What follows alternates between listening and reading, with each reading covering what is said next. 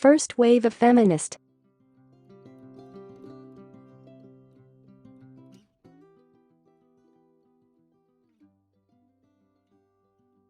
Being a woman in the 21st century is difficult, but it has certainly been easier if we compare life to how it was 3 centuries ago. The women of antiquity suffered inequalities because they were treated as inferior beings just because they were women. Those grandmothers, mothers, and daughters suffered all kinds of abuse and violence from which they had no laws to defend them. The women were in the care of the men. They were delicate and helpful to the needs of their fathers or husbands without the right to an education or to have decisions about their futures.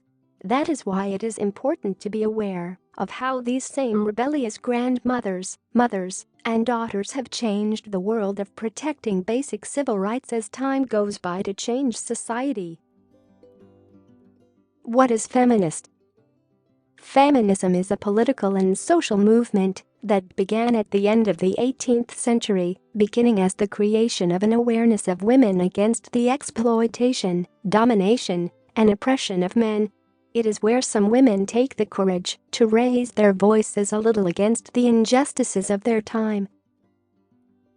The correct way to study feminism in more depth is, because of the most important periods through which it has passed, they are called waves. Each wave of feminism affected society according to periods. Here we will focus on the first wave of United States.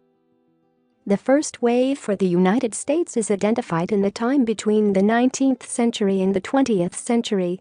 More exactly between 1848 to 1920. For the United States, this wave is characterized by the fact of defending the rights of women to get involved in jobs, business, and politics. They defended their basic legal rights. Women were very clear about their place in society as they belonged to their homes with their husbands and children, or if they were single, they were the property of their parents. The world was dominated by men. Single women were frowned upon if they were alone. And if women wanted to separate from their husbands, they could not request a divorce, since custody of the children always went automatically to the man. Many basic rights were lacking. Women suffered abuses and injustices, and they did not have the right to an opinion. Women went through injustices such as inferior positions in jobs such as assistants and secretaries. They did not have the right to apply for better paid positions. They always had men in charge. Besides that, they did not have the right to vote like an average citizen. In the first wave, the history of the United States was being written just with abolition as a social movement.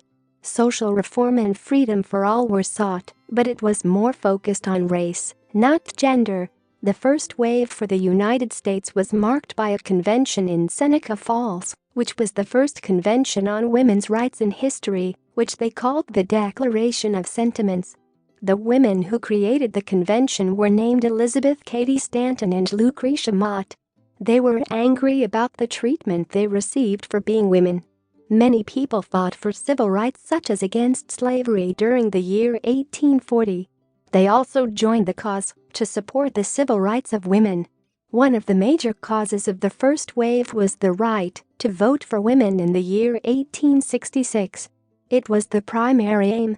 And so the Women's Civil Rights Organization formed the group NWSA, which was only directed by women for women who dedicated themselves to study. During the convention of July 1848, the people who attended signed the Declaration of Sentiments, which promoted the equality of women and men. When the Fifth Amendment was passed, some people were offended to learn that black men would get the vote before white women. The reason for the social movement was the same for everyone since women of color were also involved, such as Sojourner Truth and Ida B. Wells.